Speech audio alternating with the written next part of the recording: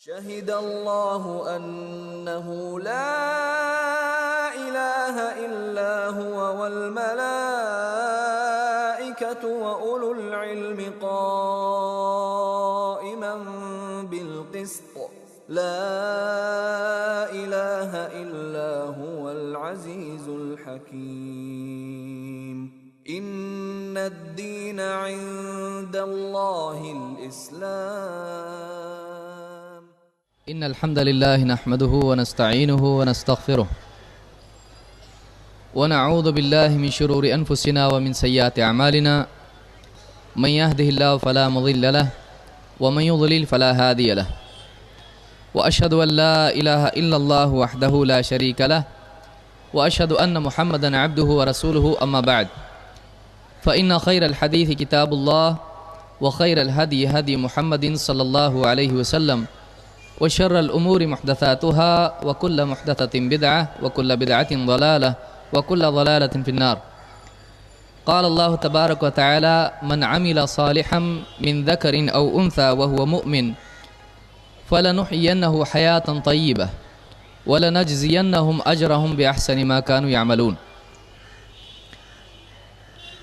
Stage پر موجود صدر مجلس، قابل احترام علماء کرام و ذمہ داران، اس عظیم الشان اجلاس میں موجود میرے دینی بھائیوں اور قابل احترام اور بہنوں، اللہ رب العالمین نے قرآن کریم کی اس آیت میں ایک بہت اہم بات بیان کی اور ساری انسانیت کو ایک عام اور صاف پیغام دے دیا کہ اسلام میں آخرت کی کامیابی کے اعتبار سے مردوں کے ساتھ ساتھ اللہ کی طرف سے عورتوں کے لیے بھی دروازہ کھلا رکھا گیا ہے۔ اسلام کی تاریخ سے پہلے کی تاریخ اگر آپ دیکھیں تو آپ کو دکھائی دے گا کہ خواتین کے اعتبار سے انسانوں میں حقارت کا مزاج پایا جاتا تھا۔ اگر عیسائیت یا دوسرے ادیان کا آپ مطالعہ کریں تو آپ کو دکھائی دے گا کہ اصل مصیبت کی جڑ عورت کو قرار دیا گیا ہے، اور اس اعتبار سے عورت کو بری، شر اور سماج میں فساد کی جڑ بنایا گیا ہے۔ یہی وجہ ہے کہ ہمیشہ سے اور آج بھی پچھلا معاشرہ ہو یا آج کا مغربی معاشرہ ہو، آج بھی عورت برابری کا مقام نہیں پا سکی، حالانکہ برابری کی باتیں سارے معاشروں میں ہوتی ہیں، لیکن واقعی عورت کو مرد کے ساتھ برابری کا مقام آج بھی نہیں مل پایا ہے۔ اسلامی اعتبار سے اگر دیکھا جائے تو دنیا کی کامیابی کے مقابلے میں اصل کامیابی آخرت کی ہے، اور اللہ کی نگاہ میں دنیا کی کوئی قیمت نہیں ہے، اللہ کے نزدیک اصل آخرت ہے۔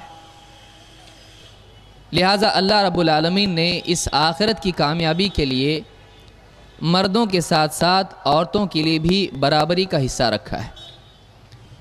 اسلامی احکام کی ایک اپنی تفصیل ہے، لیکن آخرت کی کامیابی کے لیے اللہ نے ایسا نہیں کیا کہ مردوں کے لیے بڑی کامیابی اور عورتوں کے لیے چھوٹی، بلکہ اللہ تعالیٰ نے دنیا میں حیات طیبہ، عمدہ پاکیزہ زندگی اور آخرت کی کامیابی اور آخرت کے اجر کا جب ذکر کیا تو مردوں کے ساتھ ساتھ عورتوں کو بھی ذکر کیا، اور اس میں اعلان کر دیا کہ مردوں کے ساتھ عورتوں کے لیے بھی کامیابی کا دروازہ کھلا ہوا ہے۔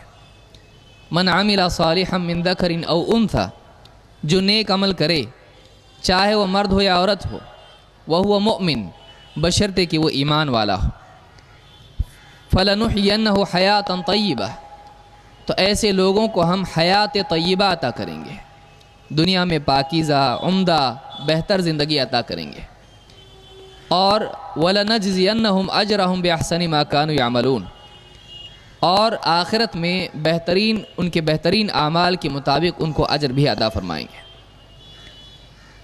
تو اچھی زندگی پر اللہ تعالیٰ نے، ایمان و عمل پر اللہ تعالیٰ نے مردوں اور عورتوں دونوں کے لیے دنیا میں عمدہ زندگی اور آخرت میں بہترین اجر کا وعدہ کیا ہے۔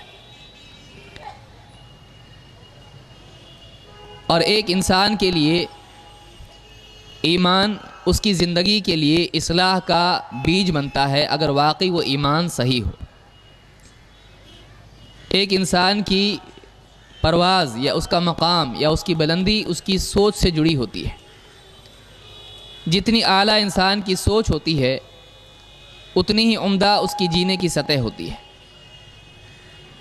آدمی کی زندگی، اس کے اعمال، اس کی حرکات و سکنات اس کی سوچ کے تابع ہوتے ہیں۔ اگر سوچ اونچی ہو تو انسان کے جینے کا معیار اور اس کا مدار اور اس کا مقام اونچا ہوتا ہے، لیکن اس سوچ کو اونچا کرنے والی چیز انسان کا ایمان ہوتا ہے، وہ علم ہوتا ہے جو اس کو ایمان دے۔ اگر انسان کے علم میں، اس کے ایمان میں بگاڑ آ جائے، اس انسان کی زندگی میں بگاڑ آ جاتا ہے۔ لہٰذا اصل چیز ایمان ہے، اور ایمان وہ ایمان جو انسان کی سوچ اور اس کے عمل کو نہ بدلے، واقعی وہ ایمان بہت ہی کمزور ایمان ہے۔ آپ موسیٰ علیہ السلام کے جادوگروں کا معاملہ دیکھیں، ان کے بالمقابل جو جادوگر تھوڑی دیر پہلے فرعون کی خوشامد کر رہے تھے، جب واقعی ان کی زندگی میں ایمان اپنی حقیقت کے ساتھ آ گیا تو ان کے اندر اتنی جرأت اور بہادری پیدا ہو گئی کہ فرعون کی دھمکیاں بھی ان کو ایمان سے پھیر نہیں سکی، اور وہ اتنے مخلص ہو گئے کہ آخرت کی کامیابی کے لیے دنیا کی ساری مصیبتیں برداشت کرنے کے لیے تیار ہو گئے۔ ایمان انسان کی سوچ کی سطح کو اونچا کر دیتا ہے۔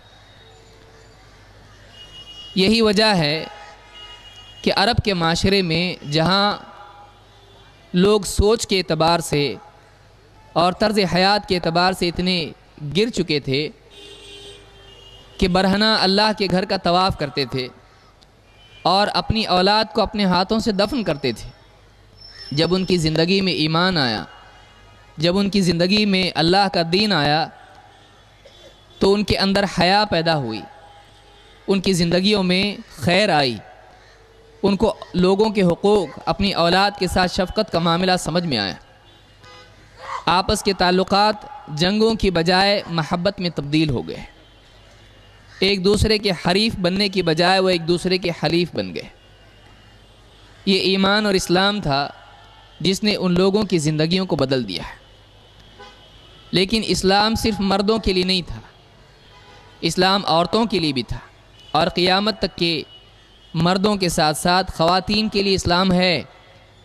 اسلام کا پیغام مردوں کے لیے بھی ہے، عورتوں کے لیے بھی ہے، اور اسی طرح سے دنیا اور آخرت کی کامیابی کا وعدہ جو اللہ نے اسلام کی بنیاد پر کیا ہے وہ مردوں کے لیے بھی ہے اور عورتوں کے لیے بھی ہے۔ اس معاشرے میں جب اسلام آیا تو اس معاشرے کے صرف مرد نہیں بدلے، بلکہ اس معاشرے کی خواتین کا بھی معیار بہت اعلیٰ ہو گیا ہے۔ مرد بعد کے مردوں کے لیے اور عورتیں بعد کے دور کی عورتوں کے لیے اسوہ اور نمونہ بن گئی۔ ایک ہوتا ہے انسان کا اچھا ہونا اور کامیاب ہو جانا، ایک ہوتا ہے کہ وہ اتنا اچھا ہو جائے کہ دوسروں کی کامیابی کے لیے اسوہ اور نمونہ بن جائے، لوگ اس کو دیکھ کر اپنی اصلاح کرنے لگیں، لوگ اس کو دیکھ کر اپنے آپ کو اعلیٰ بنانے کی کوشش کرنے لگیں، وہ لوگوں کے لیے پیمانہ اور معیار بن جائے۔ اللہ کے نبی صلی اللہ علیہ وسلم نے اپنی 23 سالہ دعوتی جد و جہد سے جو سماج اور معاشرہ پیدا کیا وہ اتنا اعلیٰ تھا کہ خود آپ صلی اللہ علیہ وسلم کی شہادت اور گواہی اس سلسلے میں ہے کہ آپ نے فرمایا خیر الناس قرنی ثم الذین یلونہم ثم الذین یلونہم، بہترین لوگ وہ ہیں جو میرے دور کے ہیں، پھر وہ جو ان کے بعد ہیں، پھر وہ جو ان کے بعد ہیں۔ اس میں اللہ کے نبی صلی اللہ علیہ وسلم نے مردوں کو خاص نہیں کیا کہ آپ صرف مردوں کے بارے میں بول رہے ہیں، بلکہ آپ صلی اللہ علیہ وسلم نے اپنے دور کے مردوں کے ساتھ ساتھ خواتین کو بھی اس میں شامل کیا کہ اس دور کی خواتین اور اس دور کے مرد بعد کے زمانے کے لیے، بعد کے ادوار کے لیے ایمان اور عمل اور سارے اخلاقی اوصاف کے اعتبار سے بہترین نمونہ ہے۔ وہ اتنے اعلیٰ ہو چکے ہیں کہ بعد والے ہمیشہ ان کو اونچی نگاہ سے دیکھیں گے، ان کو دیکھنے کے لیے انہیں ہمیشہ سر اور نگاہیں اٹھانی پڑیں گی، بعد میں آنے والوں کے لیے وہ اسوہ اور نمونہ بن جائیں گے۔ لہٰذا دور اول کی خواتین اور ان کے احوال بہت زیادہ آپ کو ملیں گے سیرت کی کتابوں میں، حدیث کی کتابوں میں، اور بعض اوصاف اللہ رب العالمین نے خود قرآن کریم میں بھی ان کے بیان کیے ہیں، اور اس کا تذکرہ جتنا بھی کیا جائے اس میں وقت انسان کو کم ہوگا، اس لیے سیرت کی کتابوں میں جو خاص طور سے صحابیات کے سلسلے میں لکھی گئی ہیں، ایک انسان کو خصوصاً خواتین کو اس کا مطالعہ کرنا چاہیے۔ لیکن بطور نمونہ یہاں پر کچھ باتیں اس معاشرے کی خواتین کے کردار اور ان کی سوچ کے سلسلے میں آپ کے سامنے رکھنا چاہتا ہوں، تاکہ خاص طور سے ہماری مائیں بہنیں ان واقعات کی روشنی میں دیکھیں کہ وہ کتنی اعلیٰ خواتین تھیں اور آج ہمارا معاشرہ کتنا پستی کی طرف جا رہا ہے۔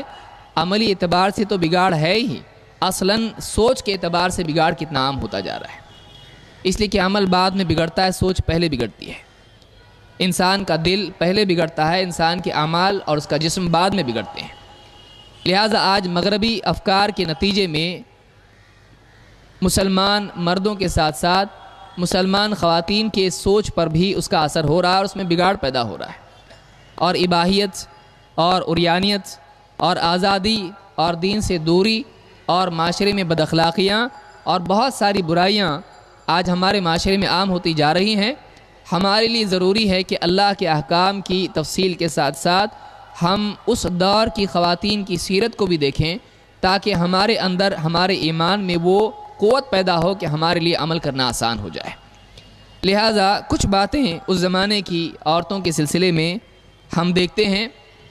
سب سے پہلی چیز، اس زمانے کی عورتوں میں ایک خاص بات یہ تھی کہ ان کی سوچ، یا جس کو آپ کہیں کہ ایک انسان اس کی واقعی عقل مندی اس کے حسن انتخاب سے معلوم ہوتی ہے۔ واقعی عقل مند کیسے معلوم ہوتا ہے؟ عقل مند تب معلوم ہوتا ہے جب یہ دیکھا جائے کہ وہ کس چیز کو اعلیٰ اور کس کو گھٹیا مانتا ہے، وہ کیا لیتا ہے اور کیا چھوڑتا ہے، وہ کیا چیز کھونے کے لیے تیار ہوتا ہے اور کیا چیز پانا اس کو ہے۔ اسی لیے امام ابن قیم رحمۃ اللہ علیہ بھی فرماتے ہیں کہ انسان کی قدر اس کے مطلوب سے معلوم ہوتی ہے۔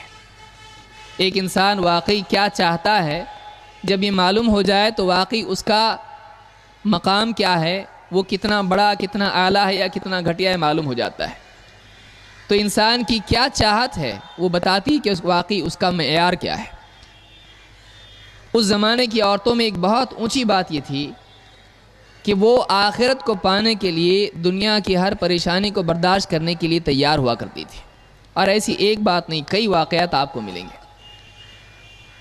ابن عباس رضی اللہ تعالیٰ عنہ نے ایک مرتبہ اپنے ساتھ بیٹھے اکرمہ تابعی ہیں، ان سے کہا، کیا میں تم کو ایک جنتی عورت نہ دکھاؤں؟ ایک عورت جس کے بارے میں جنت کی خوشخبری پہلے ہی مل چکی ہے، کیا تمہیں ایسی عورت بتاؤں جو جنتی عورت ہے؟ انہوں نے کہا بالکل بتائیے۔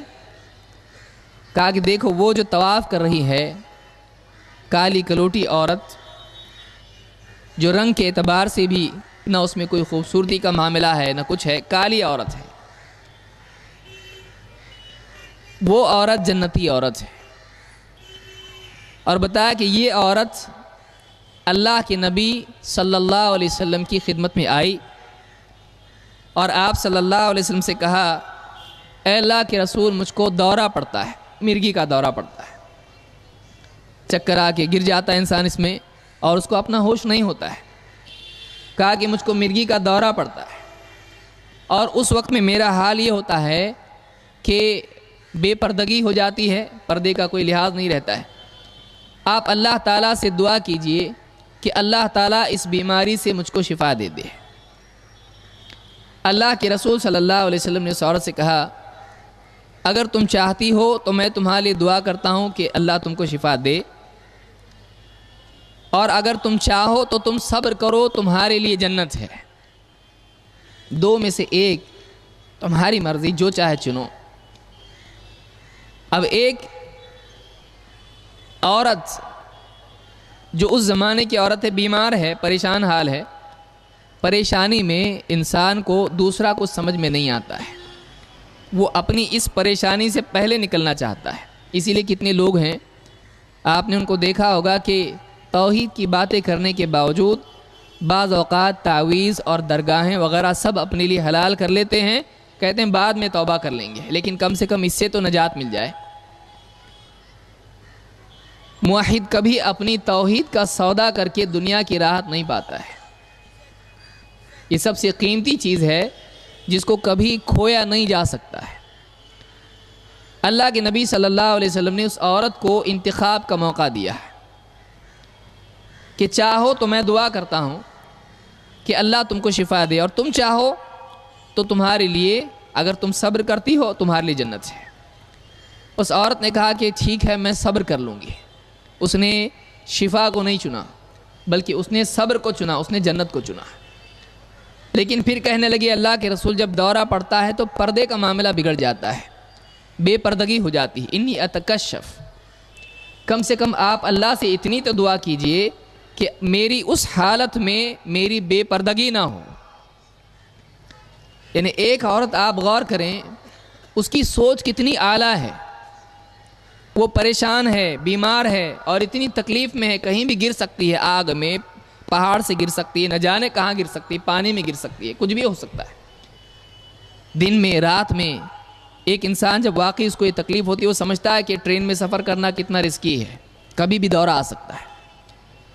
وہ عورت جان رہی ہے مجھ کو تکلیف ہے اور دعا کے لیے اس نے شکایت نہیں کی، میں آپ کے پاس دعا کے لیے آئی اور آپ دعا نہیں کر رہے ہیں اور آپ مجھے انتخاب کا موقع دے رہے ہیں، آپ دونوں دیجئے، دونوں کے لیے کوشش کیجئے. نہیں، اس نے جب دیکھا کہ ہمارے نبی صلی اللہ علیہ وسلم نے دو چیزوں میں سے چننے کے لیے کہا ہے تو آپ سے زیادہ حکمت والا کوئی نہیں ہو سکتا ہے. جب آپ نے انتخاب کے لیے کہا ہے تو دو میں سے ایک ہی مناسب ہے، دونوں نہیں. اور اس نے وہ چنا جس میں آخرت کی کامیابی تھی. اس نے دیکھا ایک طرف جنت ہے اور ایک طرف راحت ہے، ایک طرف دنیا کی شفا، دنیا کی مصیبت سے نجات ہے، دنیا میں 4 دن کی زندگی ہے اور یہاں بیماری سے نجات مل جائے گی، پھر ملے گا کیا؟ اس سے زیادہ تو اور کچھ ہے نہیں. لیکن اس تکلیف کے بدلے میں آخرت کی اتنی بڑی کامیابی، ابدی زندگی اور اس میں جہنم سے نجات اور جنت کا پکا وعدہ الصادق الامین اللہ کے نبی صلی اللہ علیہ وسلم کر رہے ہیں. اتنا اچھا موقع ہے، جب چننے کے لیے کہہ رہے ہیں تو اس کا مطلب یہ ہے کہ اگر میں نے وہ چن لیا تو وہ مل جائے گا. لہٰذا اس نے کہا کہ میں صبر کروں گی، اصبر. لیکن صبر کرنے کے ساتھ ساتھ تکلیف تو باقی ہے لیکن شریعت کا اب بھی لحاظ باقی ہے. کہا کہ ٹھیک ہے برداشت تو کر لوں گی، لیکن مسئلہ یہ ہے کہ اس حالت کے ساتھ، اس بیماری کے ساتھ شریعت کا معاملہ بھی جڑا ہوا ہے، پردے کا معاملہ بھی جڑا ہوا ہے.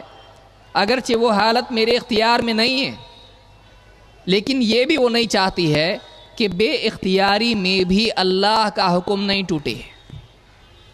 جس میں انسان مکلف نہیں ہے اس حالت میں بھی بے پردگی، جو کہ اسلام کے اعتبار سے غلط چیز ہے، بے اختیاری میں بھی میرا پردہ ٹوٹنا نہیں چاہیے.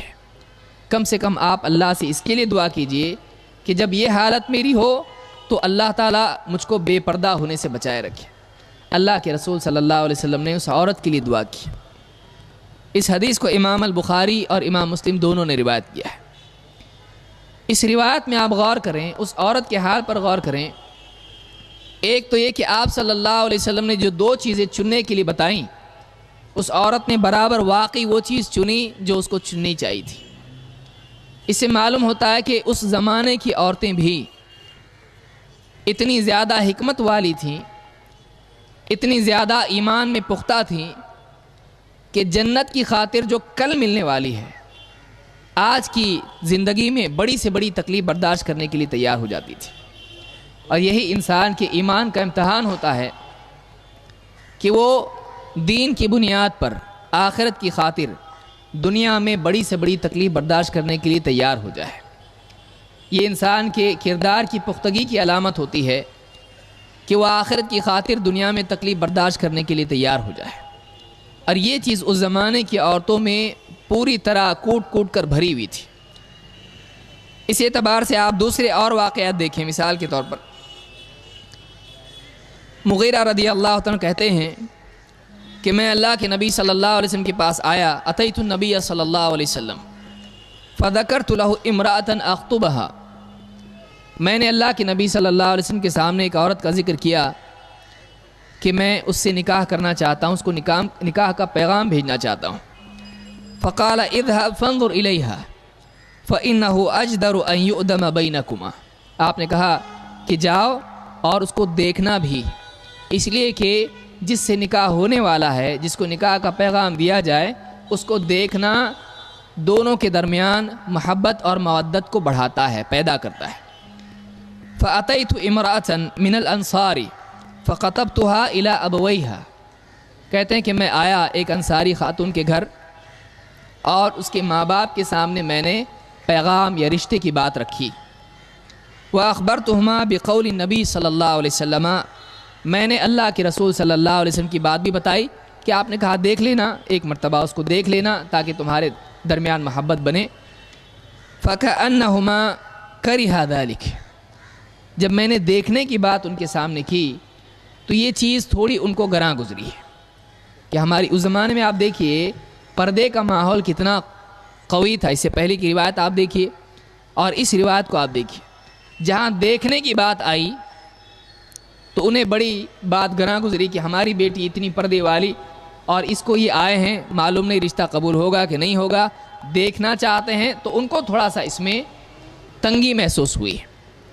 قال فسمعت ذلك المرأة وهي في خدرها، کہتے ہیں کہ وہ جو خاتون تھی، وہ جو بچی تھی، وہ جو نوجوان تھی، اس نے پردے کے پار سے یہ ساری بات سن لی کہ انہوں نے رشتہ دیا ہے اور دیکھنا چاہتے اور اللہ کے رسول صلی اللہ علیہ وسلم کی طرف سے بات لے کر آئے ہیں۔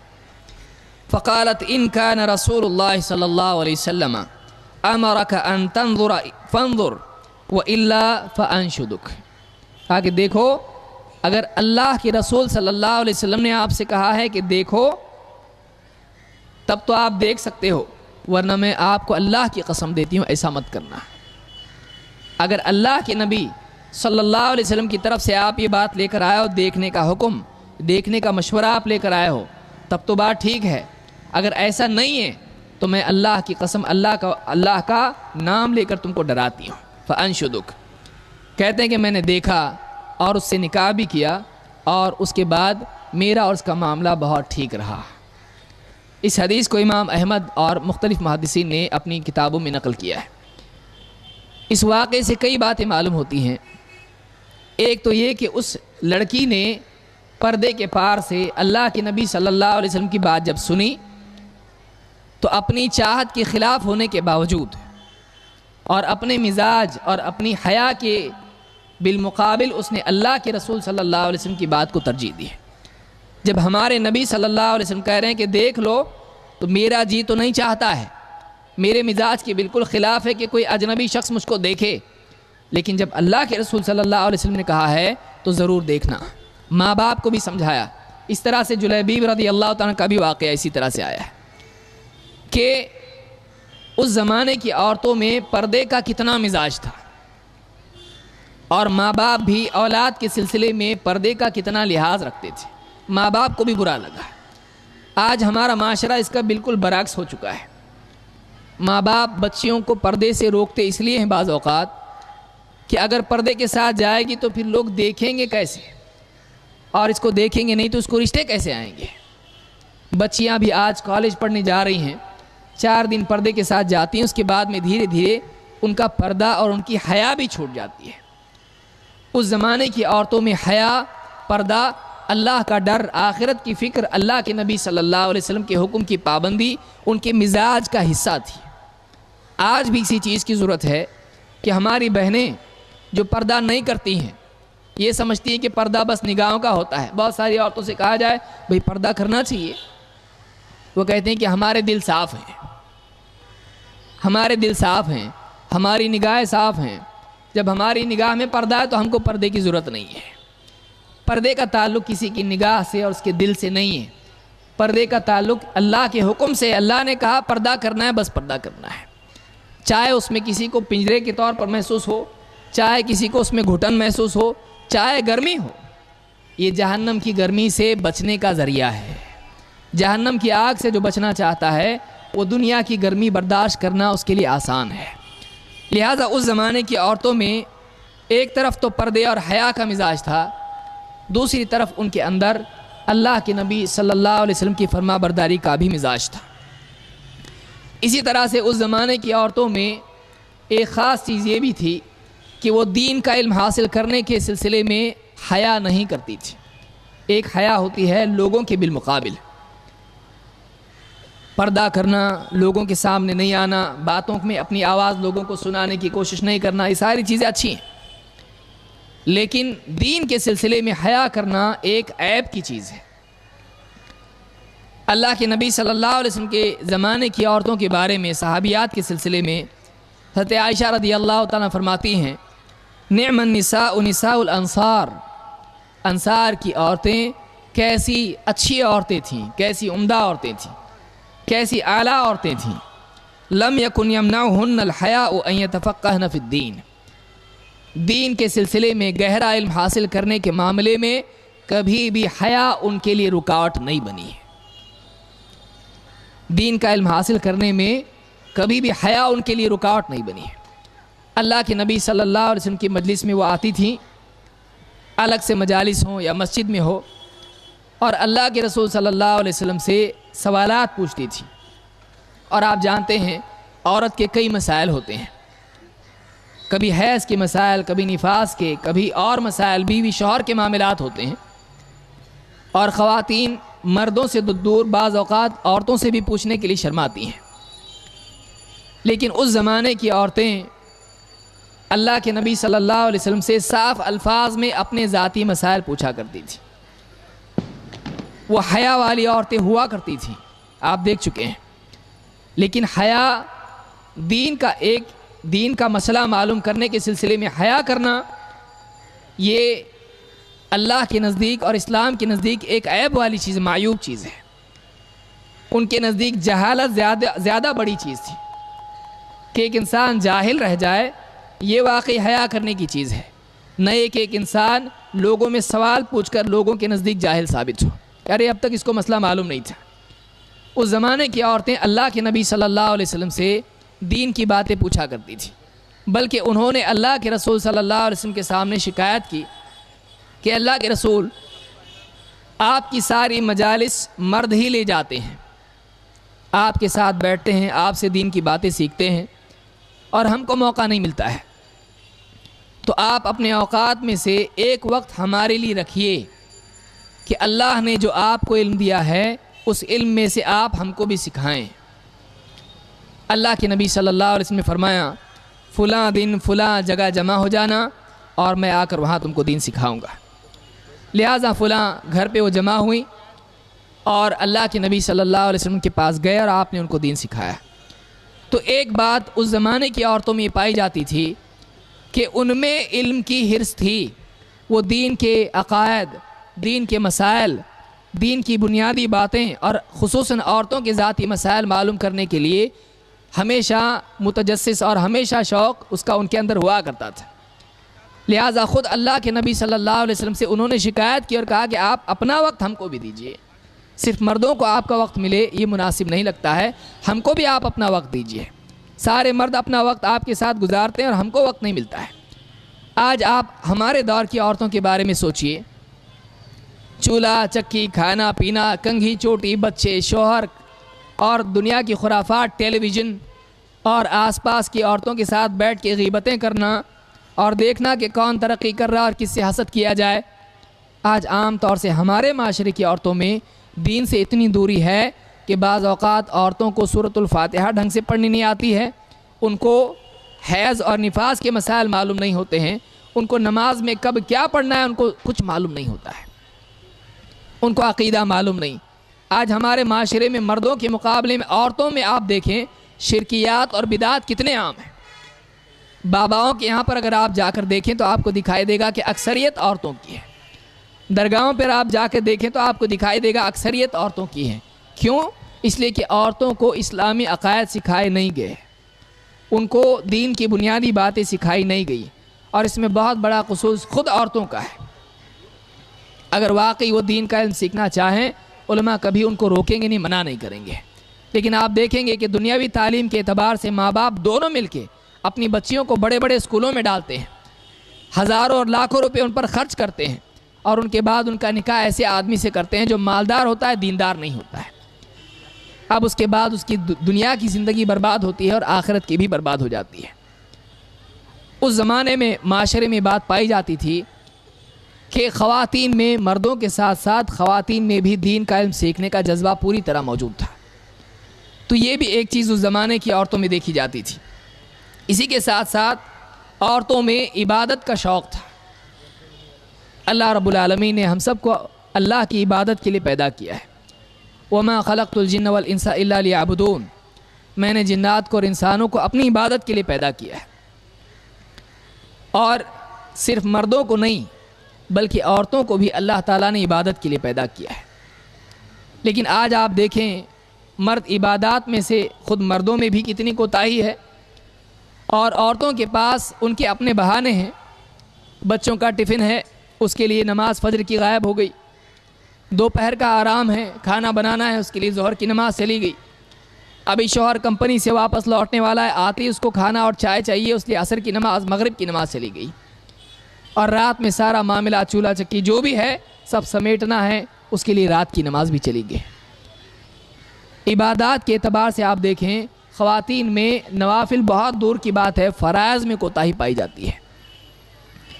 نماز ٹالتے ٹالتے وقت نکل جاتا ہے، اور کئی خواتین نماز جانتی بھی نہیں کہ کیسے پڑھنا چاہیے۔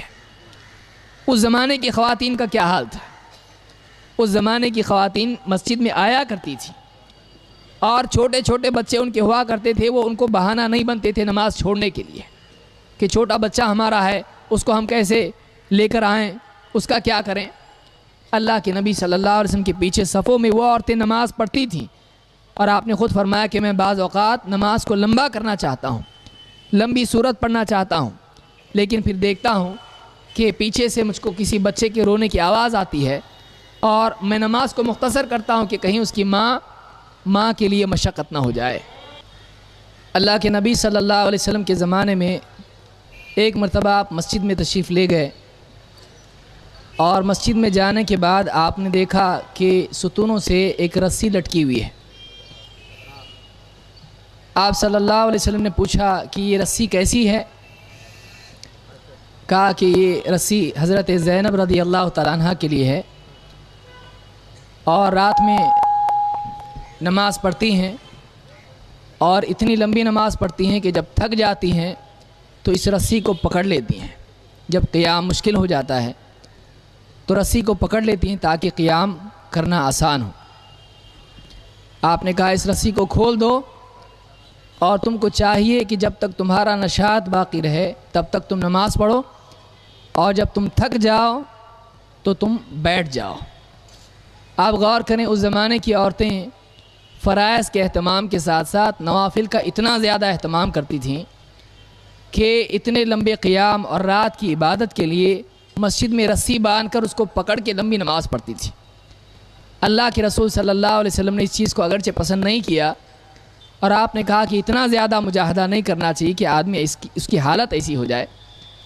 لیکن یہاں دیکھنے کی چیز یہ ہے کہ ان کو عبادت کا شوق کتنا تھا کہ فرائض کی ادائیگی کے ساتھ ساتھ نوافل کے لیے اتنا مجاہدہ کرنا ایک بہت اونچی چیز ہے، اس لیے کہ اس زمانے میں ان کے اوپر بھی ذمہ داریاں تھیں، شوہر کی ذمہ داری، بچوں کی ذمہ داری، اور گھر کے معاملات سب ان کے ساتھ بھی جڑے ہوئے تھے جیسے آج ہمارے ساتھ جڑے ہوئے ہیں۔ لیکن اس کے ساتھ ہی وہ ان ذمہ داریوں کو ادا کر کے اللہ رب العالمین کی بندگی اور اللہ کی عبادت کا حق ادا کرنے کے اعتبار سے فرائض کو کرتے ہوئے نوافل کا بھی اہتمام کرتے تھے۔ آج بہت ضرورت اس بات کی ہے کہ ہماری بہنیں اس بات پر غور کریں کہ ان کی زندگی کا مقصد وہ کس چیز کو بنائے ہوئے ہیں۔ اپنے حسن اور اپنی خوبصورتی کو بڑھا کر لوگوں کی توجہ کا مرکز بننے کے لیے بیوٹی پارلر میں جانا اور نہ جانے کتنی ساری خرافات میں مبتلا ہونا، نئے نئے لباس اور نئے فیشن اختیار کرنا، اور پردہ چھوڑ کے عریانیت کو اپنے لیے شعار بنانا، یہ ساری چیزیں یہ مسلمان کا طریقہ نہیں ہے۔ یہ مسلمان عورت کی غیرت کے خلاف ہے۔ مسلمان عورت کو چاہیے کہ واقعی وہ اللہ تعالیٰ کو اپنا رب مانے اور اللہ کی بندگی اختیار کرے، نبی کریم صلی اللہ علیہ وسلم کی اتباع کا آپ کا طریقہ اپنائیں، اور اس زمانے کی عورتیں، ازواج مطہرات اور صحابیات اور بعد کی جتنے مسلمان گزرے ہیں، خواتین گزری ہیں، ان کی سیرت کو دیکھیں۔ آج کل کے فیشن کرنے والی فلم سٹارز اور اس طرح کی جتنی دوسری عورتیں ہیں، بے حیائی اور گناہوں میں مبتلا خواتین، ان کو دیکھ کر اپنے آپ کو نہ بنائیں، ان کو اپنے لیے اسوار نمونہ نہ بنائیں، ان کے پیچھے نہ چلیں، اس لیے کہ یہ راستہ بربادی والا ہے۔ اللہ تعالیٰ نے جن کے لیے جنت کا وعدہ کیا ہے، ان کے طریقے کو اپنانے میں آج کی بھی خواتین کی کامیابی ہے۔ اللہ رب العالمین ہم سب کو اس بات کی سمجھ کی توفیق عطا فرمائیں، اور اللہ کا دین سیکھنے، اس پر عمل کرنے اور اس کی اشاعت کرنے کی ہم سب کو توفیق عطا فرمائیں۔ اقول قولی